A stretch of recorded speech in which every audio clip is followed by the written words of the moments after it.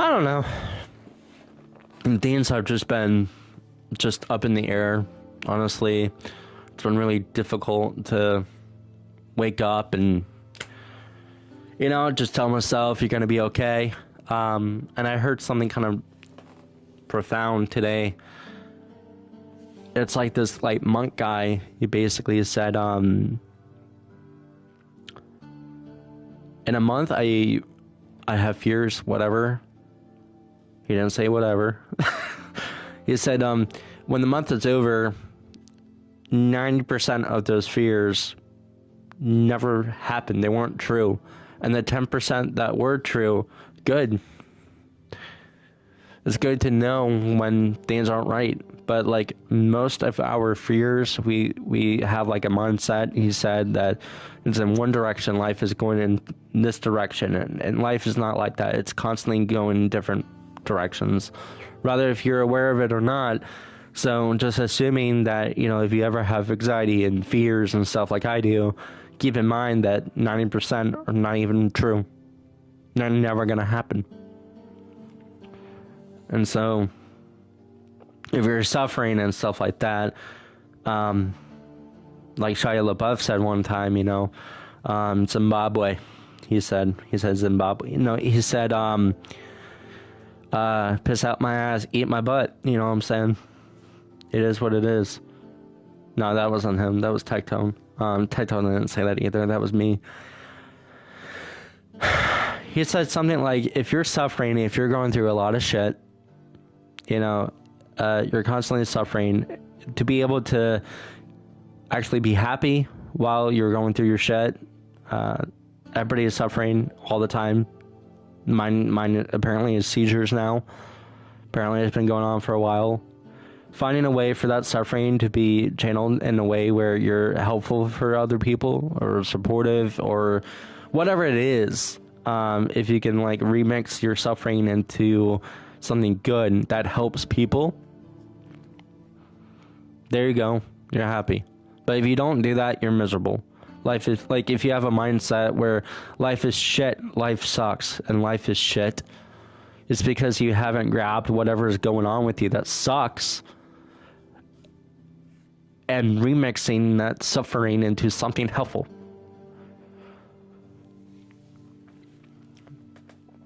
So if you're going through it, think about those things.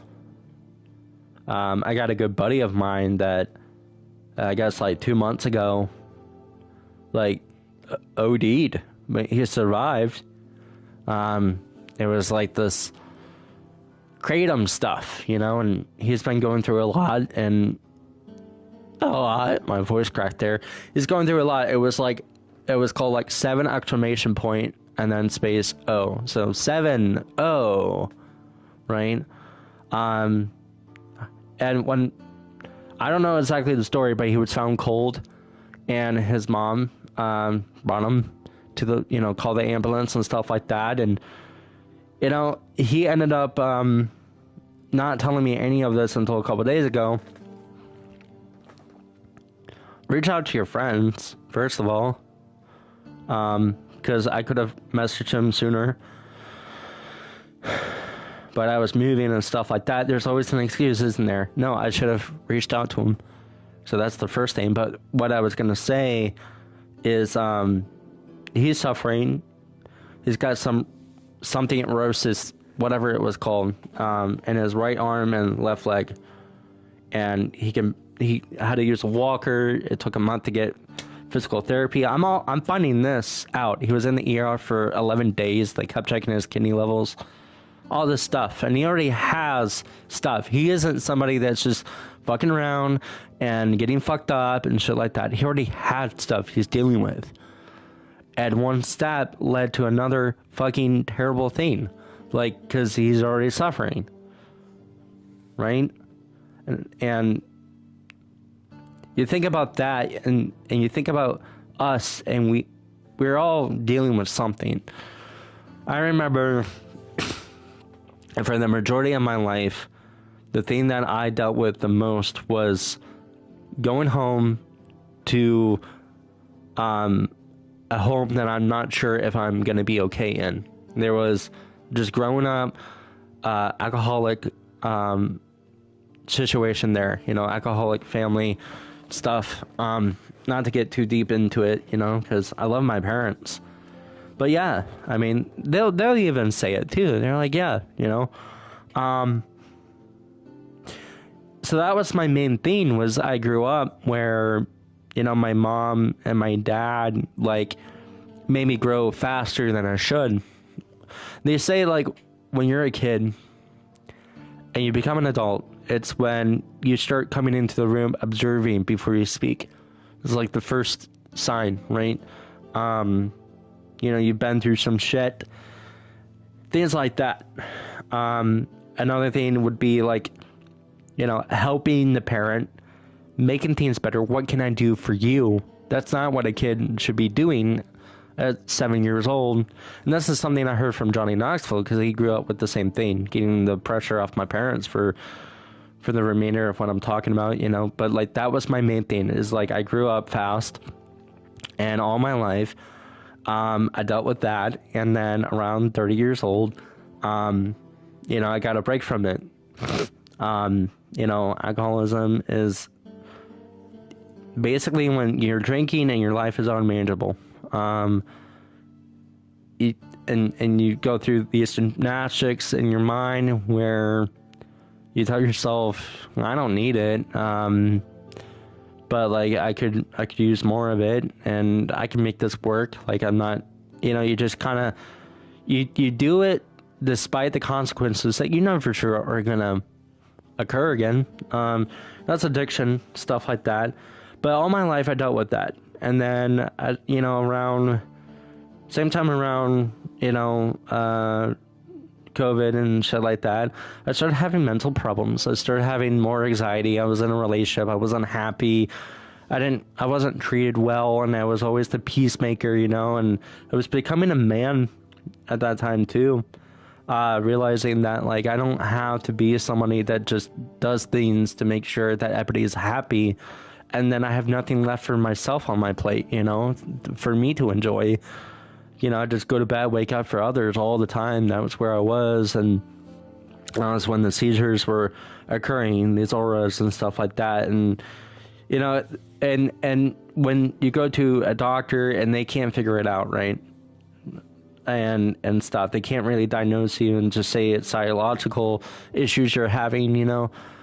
I was explaining, like, I have this thing where, like, I can't speak or breathe for a few seconds. Really weird. It's like my tongue passes out and shit like that. Going back to the auras here, and so, like, that's my thing now. And life, like, looking back at alcoholism, looking back at my parents, looking back at my friends and everything I was going through, there was always something. You never know, how good you have it. I had it so good, because now, like, I wake up and I go through the day and I'm like, am I gonna, like, have a full-on seizure? Am I gonna black out for 20 minutes and wake up somewhere else and have no recollection of, like, what happened? I don't even had one in the first place, because that's what happened to me. Your life just flips upside down. And then I go to the doctors and stuff like that, and hearing the doctors say, like, this is what we have to do, you need to see a neurologist too, just keep taking this medication, we're not going to change anything yet, and it's just like, you have so much doubt, even though you're hearing it from doctors and stuff. And I've had terrible experiences with doctors.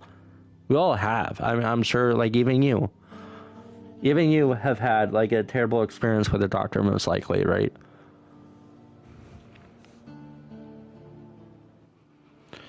And that's the thing. I look back at those other memories, I'm just like, man, those were actually kind of decent. It's hard for me to decide, like, the fighting, the screaming, the uncertainty, or, seizures and stuff. And it's just like, you might think you have it bad, but it's not that bad, right? And I can tell myself that in another 20 years, like, what I'm going through right now, not that bad. I remember watching a TikTok video. As you can find, I spent a lot of time going through videos and stuff. And this guy was like, on TikTok was basically explaining, like, there's a girl right now that messaged me. He's a guy on TikTok that puts out messages for us, men, I guess. The first time I saw him. And he was saying, he gives, like, healthy, little snippets of, like, what we might need to hear. And a girl said that her mom died, her dad doesn't give a shit. She's in the hospital, and she doesn't even know if she's gonna live, things like that. And sometimes, like, I wish I'd just go to sleep and not wake up, so it can all be over. And he's like, whatever your problem is, it's not that bad. This girl would take your problems in a fucking heartbeat. She won't even think about it. She would just fucking take it. She would take all of your issues, all your problems right now, most likely, in an instant. Won't even think about it. Trade it with yours. You have to think about that. So, that's a little therapy lesson there, or whatever the fuck you want to call that. Just some shit. I'm probably gonna watch this video for myself, and I'm gonna be like, oh yeah, I remember when I said that. And we're such fucking hypocrites, aren't we? At least I am. A lot of people are. Where we say all this stuff, and then we get off the fucking camera or the phone call or whatever, and we go right back to worrying in like a few hours, maybe a few weeks. We're human. But if we're consistent with that mindset, if we can be consistent with that mindset, we don't go to those places. We change habits. And it all starts with the mind. So I guess that's, glad I said that, because that's kind of what I need to do. I need to keep focusing on my mindset. But anyway, I'm hungry. I want to eat. I want to have food. I hope whoever listened to this has a wonderful day. And if you're falling asleep, sweet dreams. Good night. And Chloe, if you're there, I love you. I love you. Short TV Gamer out. See ya.